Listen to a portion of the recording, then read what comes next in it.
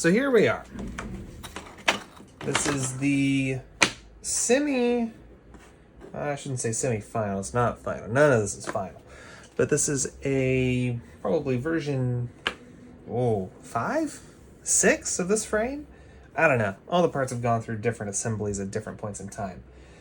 In general, though, I do believe that two things. One, sorry to anybody who has OCD, I ran out of the same color, so it's a slightly off-white now. My apologies.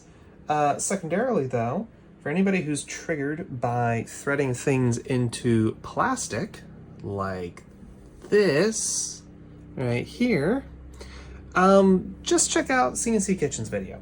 It actually works really well. Now, I need to assemble this and take a look.